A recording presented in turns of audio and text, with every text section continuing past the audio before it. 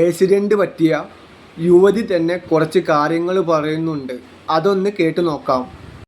ഞങ്ങൾ 3-ാം തീയതി ഒരു ട്രാവൽ പോയതാണ്, പള്ളിയിലേക്ക് പോയത്. അപ്പം ഞാനും എൻ്റെ ഫ്രണ്ടും അവളുടെ ഹസ്ബൻഡും കുട്ടികളുമായിരുന്നു. ഞങ്ങൾ പോയി തിരിച്ചു വരുന്ന വഴിയിൽ കായംകുളം എത്തിയപ്പോഴത്തേക്ക് ക്ഷീണം ഉണ്ടായിരുന്നു. ആളെ ചെറുതായിട്ടൊന്ന് മയങ്ങിപ്പോയി, ഡിവൈഡറിലിടിച്ചു, വണ്ടി ആക്സിഡൻ്റായി. എല്ലാവർക്കും അത്യാവശ്യം നല്ല പരിക്കുകളുണ്ടായി, ലൈക്ക് ചതവ് കാര്യങ്ങൾ അങ്ങനെയൊക്കെ. ഒട്ടിച്ച ആളുടെ തലയും പൊട്ടി. അപ്പോൾ ആ സമയത്ത് ആക്സിഡൻറ്റ് നടന്ന സമയത്ത് അതുവഴി ഒരു പെട്ടിയാട്ടം വന്നു.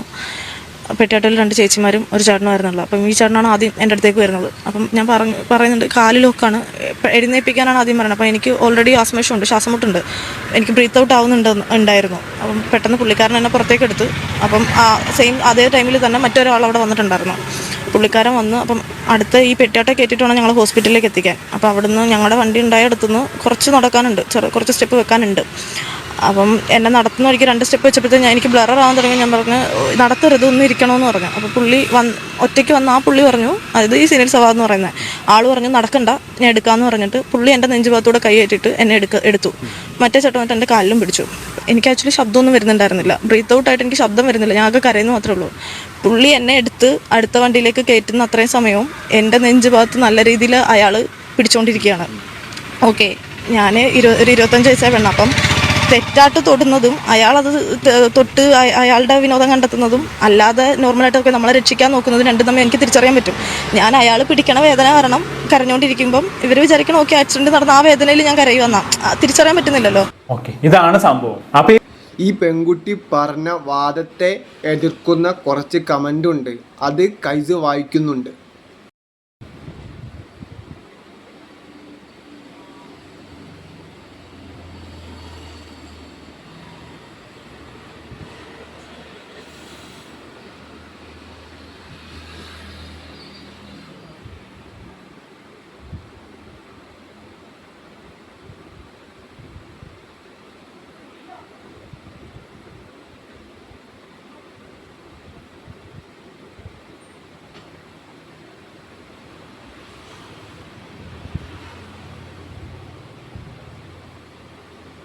ഇത് ഇവൾ കള്ളം പറയുവാണോ? അയാൾ അങ്ങനെ പിടിച്ചെങ്കിൽ നിനക്ക് അന്നേരം പ്രതികരിക്കേണ്ടത്, മറ്റൊരു ഷിംജിത്ത് ഒന്ന് പോടി, അന്നേരം പ്രതികരിക്കേണ്ടതെന്നൊക്കെ എങ്ങനെയാണ് ചോദിക്കാൻ കഴിയുന്നത്? ഒന്നാമത് ആക്സിഡന്റ് പറ്റിയതിന്റെ ഷോക്കുണ്ട്, പിന്നെ ആളുള്ള പീഡനം നടത്തിയിട്ട് അധികം നാളായിട്ടില്ല. ഒരു പാവപ്പെട്ടവന്റെ ജീവിതം പൊരിഞ്ഞു, അതുപോലെ മറ്റൊരു ജീവന് പൊരുവാനുള്ള വേറൊരു കഥയാണ് ഇത്.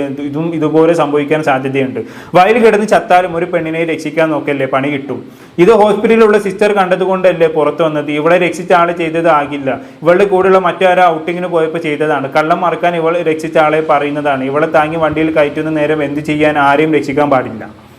ഓക്കെ, അപ്പൊ അങ്ങനെയൊക്കെയാണ് കാര്യങ്ങൾ. നിങ്ങളൊരു കാര്യം ശ്രദ്ധിച്ചോ, നമ്മുടെ ഷിംജിത ദീപക് ഇഷ്യൂവിന് ഇമ്പാക്ട് ചെയ്യുന്നുണ്ട്. നമ്മൾ വിചാരിക്കുന്നതിലും അപ്പുറമാണ് ഈ സംഭവം ഉണ്ടാക്കിയ ഇമ്പാക്ട് എന്ന് പറയുന്നത്. ഷിംജിതയുടെ സംഭവം നടക്കുന്നതിന് മുമ്പാണ് ഈ യുവതിക്ക് ആക്സിഡന്റ് പറ്റിയതും ഇയാൾ മാരടത്തിൽ പിടിച്ചതുമായിട്ടുള്ള സംഭവം നടന്നിരുന്നെങ്കിൽ ഇവിടെ എങ്ങനെ 2 ചേരിയിൽ നിന്നുകൊണ്ട് ആളുകൾ അഭിപ്രായം പറയില്ലായിരുന്നു. ഏകപക്ഷീയമായി എല്ലാവരും ഈ പെൺകുട്ടിയെ മാത്രം സപ്പോർട്ട് ചെയ്തേനെ. ആക്സിഡന്റ് പറ്റിക്കെടുക്കുന്ന പെണ്ണിനെ പോലും കയറി പിടിക്കുന്ന കാമദ്രോഹി എന്നും പറഞ്ഞ് എല്ലാവരും സവാദിനെ കല്ലെറിഞ്ഞേനെ. എന്നാൽ ഇവിടെ വലിയൊരു വിഭാഗം ആളുകൾ സിനിൽ സവാദിനെ സപ്പോർട്ട് ചെയ്യുന്നുണ്ടെങ്കിൽ അത് ഷിംജി വിഷയം നടന്നതുകൊണ്ട് മാത്രമാണ്. ആ ഒരു സംഭവത്തിന് ശേഷം ആളുകൾ മാറി ചിന്തിക്കാൻ തുടങ്ങി.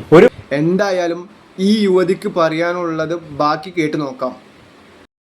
ഹോസ്പിറ്റലിലെത്തി എന്നെ അവിടെ കാഷ്വാലിറ്റി സ്ട്രെച്ചറിൽ കിടത്തിരിക്കുന്ന സമയത്ത് ആദ്യം നമ്മുടെ കൂടെ ഉണ്ടായ ചേട്ടൻ, വണ്ടി ഓട്ടിച്ച ചേട്ടൻ്റെ അടുത്ത് പറഞ്ഞു, നിങ്ങൾ എത്രയും പെട്ടെന്ന് ഇവിടുന്ന് പോകണം. ഈ പുള്ളി ഇതേ പിടിച്ച പുള്ളി തന്നെ വന്നിട്ട് പറഞ്ഞു, നിങ്ങൾ എത്രയും പെട്ടെന്ന് ഈ ഹോസ്പിറ്റലിൽ നിന്ന് പോകണം, നിങ്ങൾ നിങ്ങളുടെ എവിടെയെന്ന് വെച്ചാൽ പോയി ചികിത്സിക്കണം എന്ന് പറഞ്ഞു. അപ്പോൾ അവിടെ അത് അധികം കേട്ടില്ല, ശ്രദ്ധിച്ചില്ല. അപ്പോൾ നേരെ എൻ്റെ അടുത്ത് വന്ന് എൻ്റെ നോക്കിക്കൊണ്ടിരുന്ന ഡോക്ടർ എൻ്റെ അടുത്ത് നിന്ന് 2 സ്റ്റെപ്പ് മാറിയപ്പോഴത്തെ പുള്ളി ഒന്ന് മദ്യപിച്ചിട്ടുമുണ്ട് അതേ ദിവസം. പുള്ളി മദ്യപിച്ചിട്ടുണ്ട്. പുള്ളി അവിടെ കിടന്നൊരു വെപ്രാളം തന്നെ കാഷ്വാലിറ്റി കാണിക്കുന്നുണ്ടായിരുന്നു.